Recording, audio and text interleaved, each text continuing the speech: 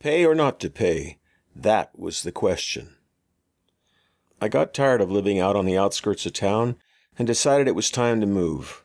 I found a place about 7 blocks from the Gulch, and after the move downtown it became quite a bit easier to go out, hang out, and all that jazz.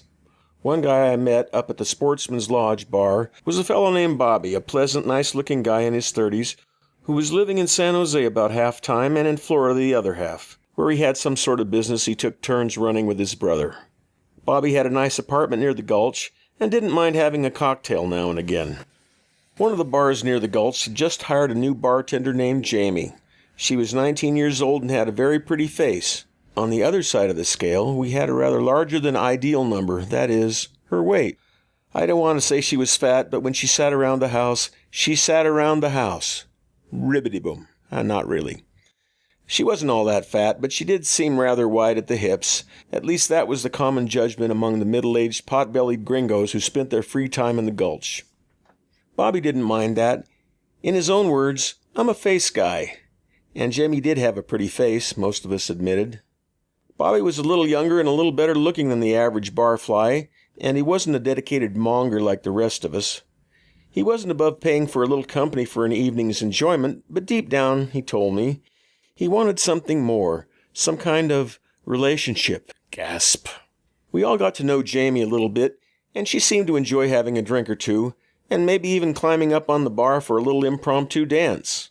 One night, Jamie had just gotten off work and was having her complimentary after-work cocktail when Bobby wandered in.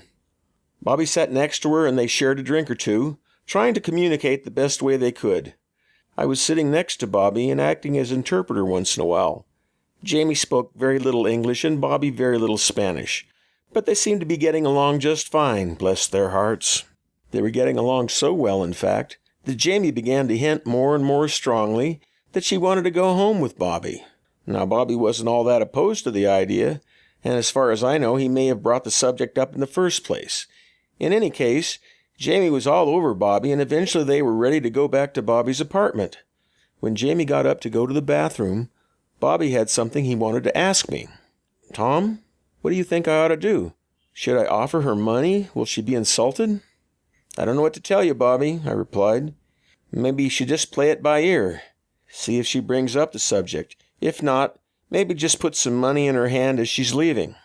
Yeah, I guess I'll just have to wing it, he said, as she came out of the bathroom, smiling at him and pulling him off the bar stool to go.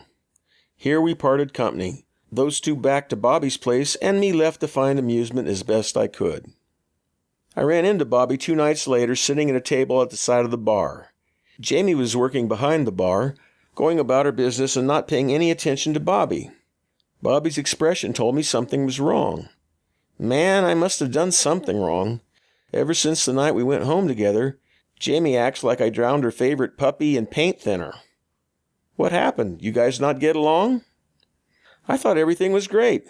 We had a great time together, laughed a lot, the sex was good. I didn't know what to do when she was leaving, so I handed her $40 and said, "Here's taxi money," and she left. And now she acts like I don't exist. I don't get it. Did I insult her giving her money? Did she expect more money? Was it something else? I really have no idea.